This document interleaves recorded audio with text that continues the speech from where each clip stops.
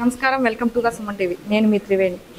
YCP నుంచి టీడీపీలోకి అయితే చాలా మంది యువకులు నిన్న జాయిన్ అయ్యారని చెప్పేసి నిన్న ఒక ఇంటర్వ్యూలో తెలుసుకున్నాము. అన్ని రకాల చర్మ సమస్యలకు శాశ్వత పరిష్కారం ఈ శ్రీత 9281458181. మరొక సార్ కూడా మనతో పాటు ఉన్నారు, రోసయ్య గారని. ఈ సార్ ఆధ్వర్యంలోనే ఇదంతా జరిగిందని చెప్పేసి అందరూ అనుకుంటున్నారు. అసలు ఇది ఎంతవరకు నిజం, ఎందుకు వైసీపీ నుంచి టీడీపీలోకి జాయిన్ అయ్యారు ఏంటని సార్ మాటలోనే అడిగి తెలుసుకున్నాం.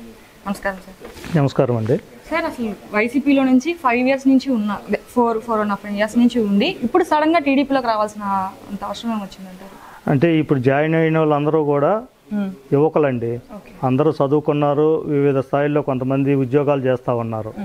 ఈ 4.5 సంవత్సరము జగన్ గవర్నమెంట్ వచ్చిన తర్వాత రాకముందు వీళ్ళు ఏమనుకున్నారంటే జగన్ ఏదో చేస్తాడు, మనందరి జీవితాలు బాగుపరుస్తాడు, ఉద్యోగాలు వస్తాయి అని నమ్మారు. జగన్ ఒకసారి చూడండి అని నమ్మి అక్కడ వాళ్ళకు ఓట్లు వేశారు, గెలిచాడు.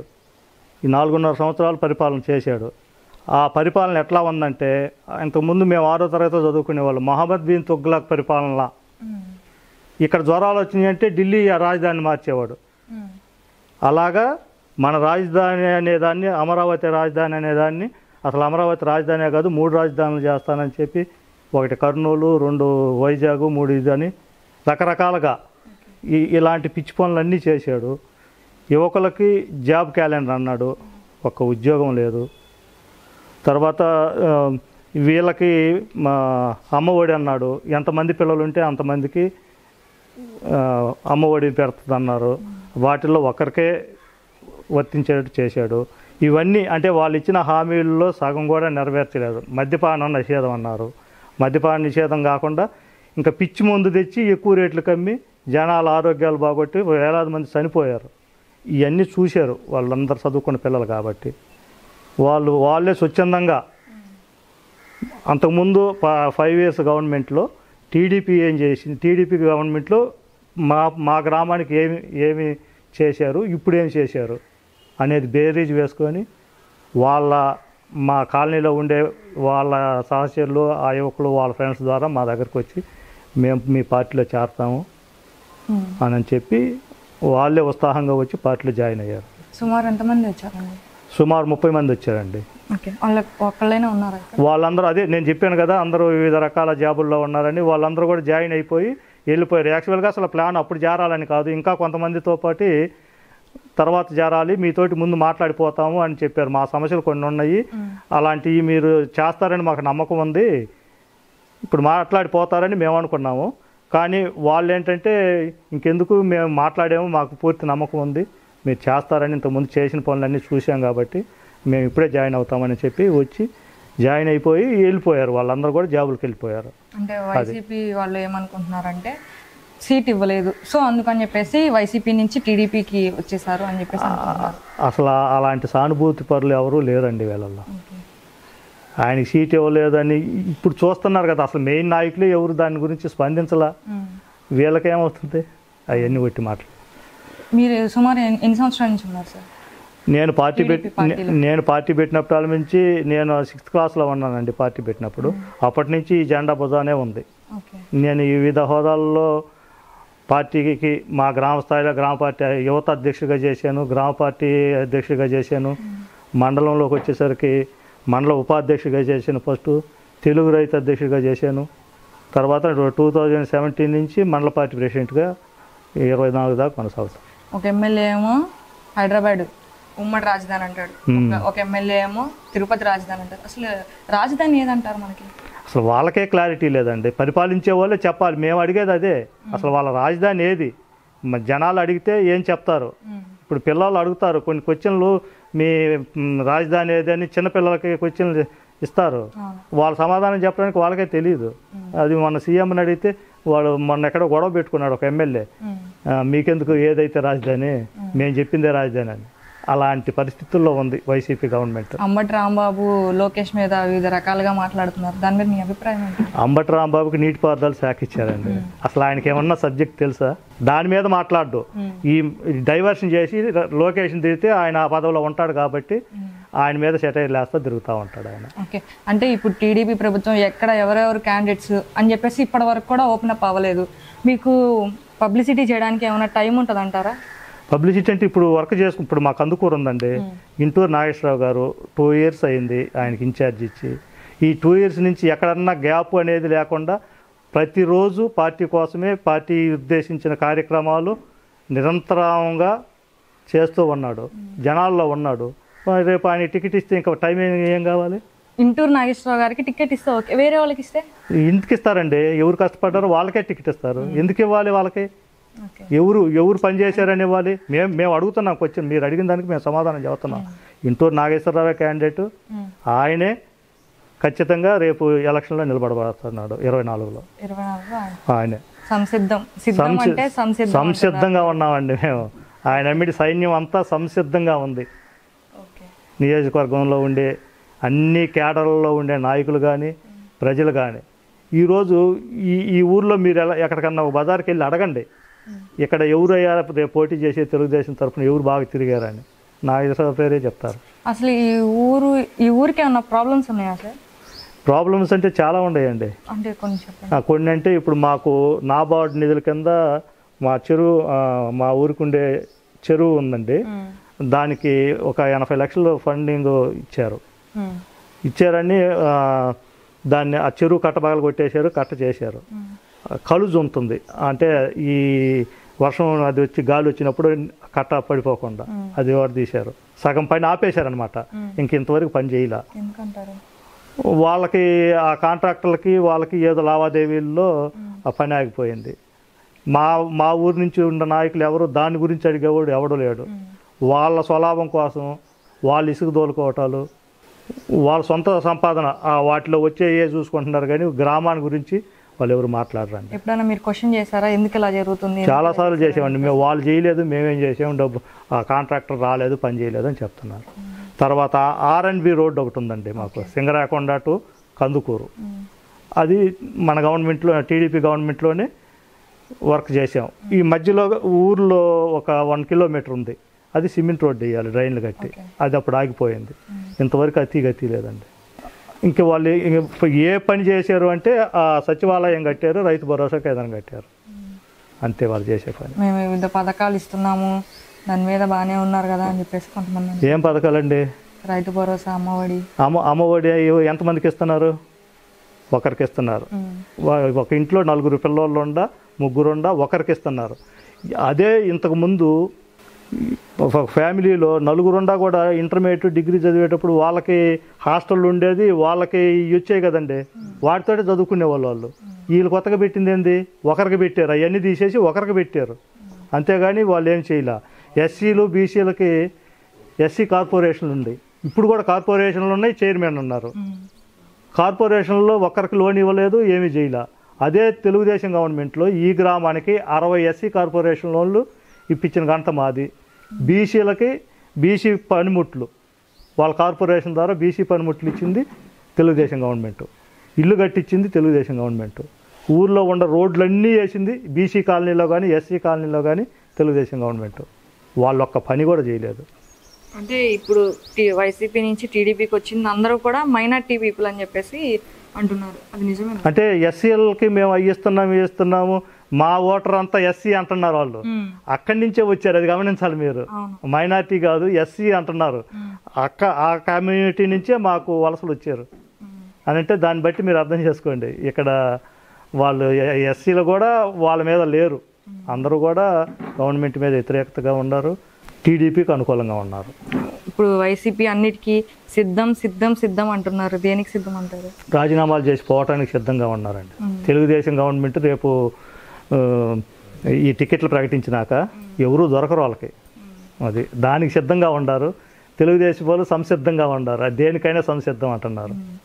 ఇప్పుడు ఇన్ఛార్జీలను మార్చడం కానీ ఒకళ్ళ దగ్గర నుంచి కానీ ఇంకో దగ్గరికి వేయడం కానీ దాని మీద మీ ఒపీనియన్ ఏంటంటారు?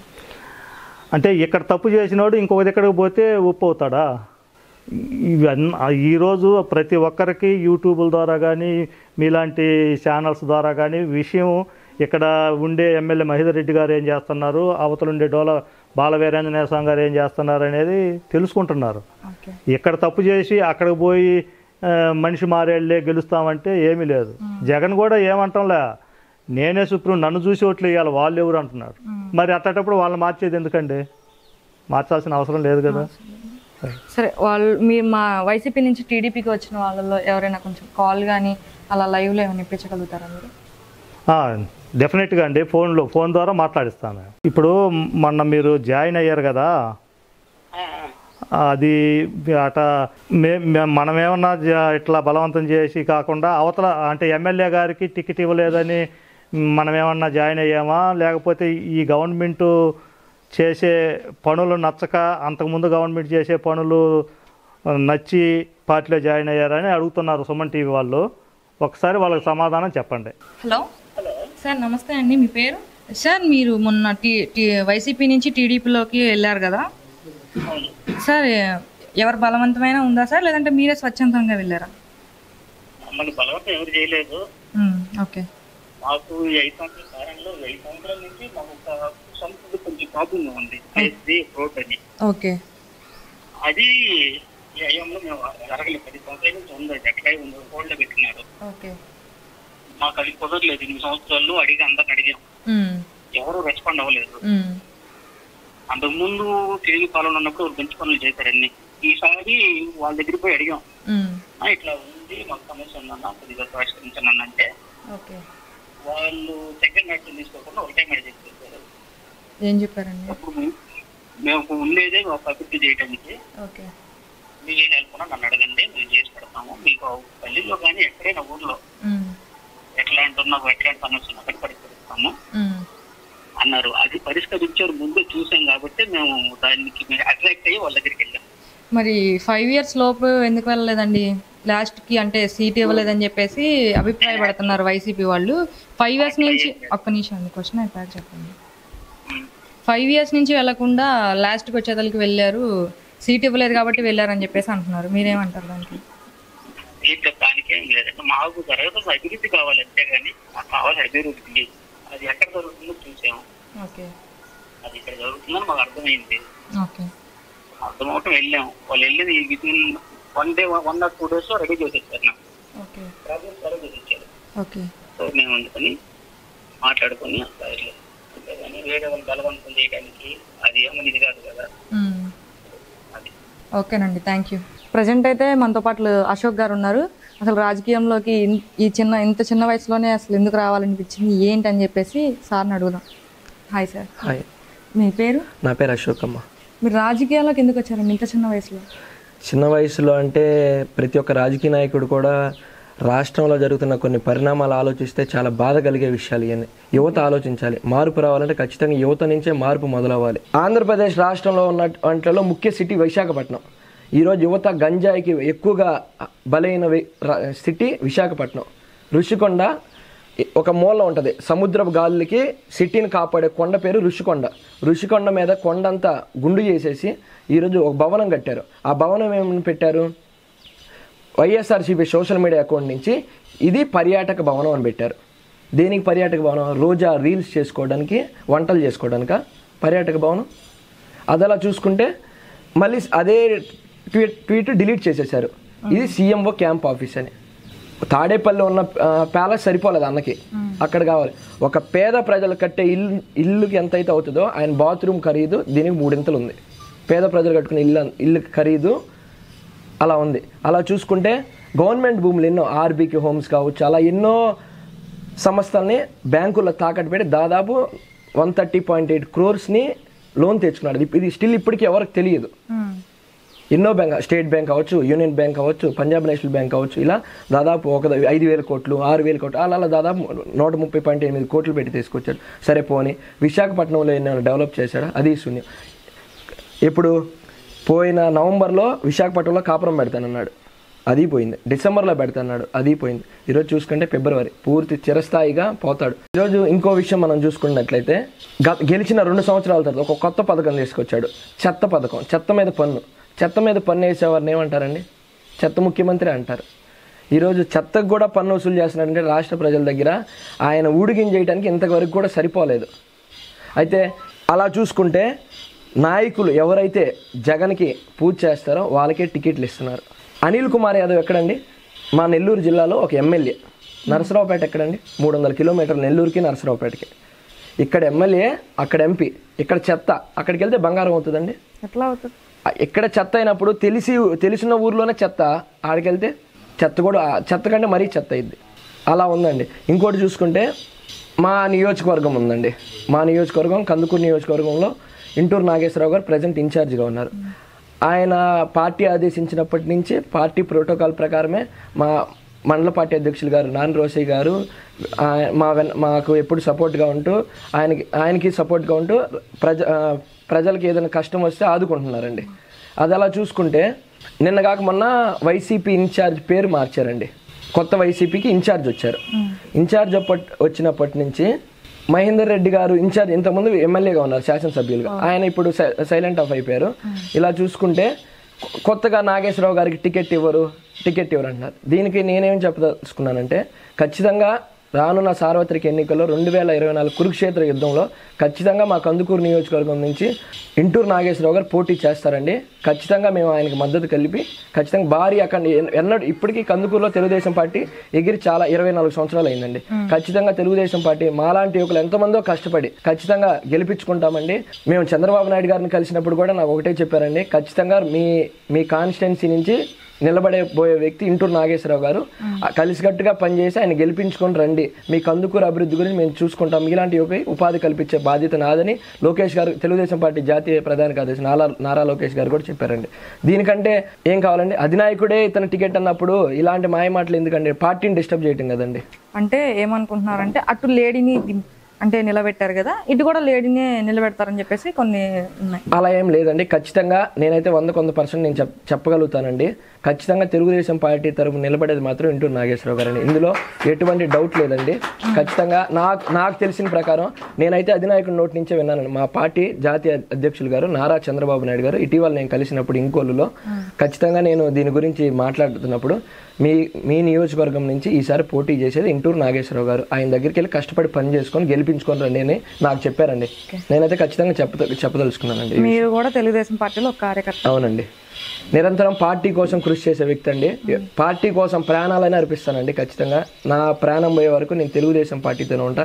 ఎందుకంటే ఇప్పుడు కాదు, 40 years నుంచి పార్టీని కాదు, 2 తెలుగు రాష్ట్రాలు ఈరోజు మనం చూసుకుంటే హైదరాబాద్ని, సింగపూర్ కూడా హైదరాబాద్కి దెబ్బకి సరిపోదండి. అలాంటి అధినాయకుడిని తీసుకెళ్ళి ఇలాంటి రాబందులు లాంటి రాక్షసులు జైల్లో పెట్టారండి. చాలా బాధాకరమైన విషయం. చంద్రబాబు నాయుడు గారు 21 మైన్స్ పేలినప్పుడు కూడా కళ్ళ మీద నీళ్ళు రాలేదండి. ఆ రోజు ఏడ్చారండి. ఎందుకంటే ఏం తప్పు చేయలేకుండా కూడా జైలుకి వెళ్ళారంటే ప్రజల కోసం అండి. ప్రజలు ఆలోచించి ఓటేయాలి. ప్రజలు ఆలోచించి ఓటేస్తే ఖచ్చితంగా ఈ రాష్ట్రాన్ని కాపాడేది ఒకరే ఒక దేవుడు అండి. ఆ దేవుడి పేరే చంద్రబాబు నాయుడు. ఆయన మనం జాగ్రత్తగా కాపాడుకుంటే ఖచ్చితంగా రాష్ట్ర ప్రజలు బాగుంటారని నా అభిప్రాయం అండి. ఇప్పుడు సుమన్ టీవీ అని వాళ్ళు వచ్చారు మన దగ్గర ఇంటర్వ్యూ తీసుకోవడానికి. మొన్న మీరు జాయిన్ అయ్యారు కదా, దాని గురించి మీతోటి మాట్లాడతారంట. ఒకసారి మాట్లాడారు. Good afternoon sir. మీ పేరు సార్? సార్, మొన్న వైసీపీ నుంచి టీడీపీలోకి వెళ్ళారు కదా సార్, టీడీపీలోకి వెళ్ళడానికి గల కారణాలు ఏంటి సార్, తెలుసుకోవచ్చు? మెయిన్ రీజన్ ఇప్పుడు 5 years మనం చూసామమ్మా. ఓకే. నేను 15 సంవత్సరాల నుంచి పక్క వైఎస్ఆర్సీపీ. ఓకే. అభివృద్ధి అనేది ఉంటుంది మనకి. అంటే మన లైవ్ లో చూసేది వేరు, చెప్పేది వేరు, చేసేది వేరు. ఇప్పుడు మనకి కోర్టుల్లో ఏం జరిగింది అయ్యే కనిపిస్తుంది. మా ఊరి సైడ్ నుంచే మా పల్లెల్లో నేను చెప్పేదమ్మా. నాకు అభివృద్ధి అసలు 0 కనిపిస్తా ఉంది. ఒకటి మీరు అన్నారు కదమ్మా 2 days బ్యాక్ చేయరని చెప్పేసి, అది మేము మనిషి ఎట్టు గట్టిగా నుంచి ఉంటాడో ఏందనేది మాకు తెలుసుకున్నాం అనమాట. లేదు ఇదే పక్క 100% మనకి న్యాయం జరిగింది. ఈ అభివృద్ధి చూసాము, అదే అభివృద్ధి, అదే చెప్తుంటాను. మనకి 5 సంవత్సరాలు అయిపోయింది. 5 సంవత్సరాలు అయిపోయింది. దీనికి దానికి ఏంటంటే అసలుకి ఇక్కడ ఏం లేదు, అభివృద్ధి ఏం లేదు. ఇక్కడ ఇప్పుడు చేసింది అసలుకి లైవ్ లో ఏం కనిపిస్తలేదు అనమాట. అంటే ఒకటి అదే మేడం చెప్తున్నా, అట్లాంటి మా ఫ్రెండ్ ఉంది సంథింగ్. మేము ఒక 10 years నుంచి, అంటే మనం ఇస్తాడు కదా, మన ఎస్ఆర్సీ 10 years నుంచి లేదు. ఎందుకు పని అసలుకి ఈ 5 years లో కూడా నేను తిరగని చోటు లేదు, ఏం లేదు. మా పని అయితే అసలు మేము పోయి వ్యవసాయం కదా అట్లా పోయే నుంచి అన్నా మేము ఇట్లా అనుకుంటున్నామన్నా అని ఒక మాట అడిగినాం. వాళ్ళకి అన్న మాట ఒక మాట అనిపిస్తున్నాను. వాళ్ళకి పార్టీలు నాకు వద్దురా, మేము ఓట్లు నాకు అవసరం లేదు, మీరు కావాలని చెప్పి అంటున్నాము. ఫస్ట్ రేపు స్టార్ట్ చేస్తున్న పని 10 సంవత్సరాల నుంచి మాకు దొరకండి 1 day లో కదా, 1 గంటలో అయిపోయింది. జెన్యూనిటీ అనేది ఒకటి ఉంటుంది మేడం. అంటే నేను బేస్ నర్సింగ్ గా ప్రజెంట్ జాబ్ చేస్తా ఉన్నాను. రియాలిటీ అనేది మెయిన్ ఇంపార్టెంట్ కదా. లైవ్ లో ఏం అభివృద్ధి జరుగుతుంది, మేము 100% చాటానికి అభివృద్ధి మెయిన్ రీజన్, అది మాత్రమే లేదు. ఇంకొకటి నిజం చెప్తున్నాను మేడం, మహేంద్ర రెడ్డి అనేది ఎందుకు చేపిస్తున్నాం అనేది మేము చెప్తే ఇచ్చి అనిపిస్తా ఉన్నాను. అంత బాగా అనిపిస్తున్నాను నాకు ఎందుకు గెలిపిస్తున్నాం అనిపిస్తాం. అంటే ఏమనుకుంటున్నారంటే మా పల్లెకి వచ్చింది లేదు, చేసింది లేదు. ఓకే, అందుకే ఎందుకు మరి అసలు టైంని మేము ఎందుకు వాళ్ళకి అంతే మేడం అభివృద్ధి చూసి అంటే అందుకే లేదు అభివృద్ధి కూడా లైవ్ లో కనిపిస్తుంది ఫస్ట్. ఇప్పుడు మాతో చెప్పేవాళ్ళు కొంతమంది చెప్తారు అది రాజు అని చెప్పేసి, అది కాదు కదా. నిమిషాన్ని లైవ్ లో చూసి చేసేది ఇది కరెక్ట్ అని చెప్పేసి మనం చూసి నిలెక్ట్ కదా మేడం. 100% అభివృద్ధి అంతే మేడం. ఓకేనండి, థ్యాంక్ యూ. Okay madam.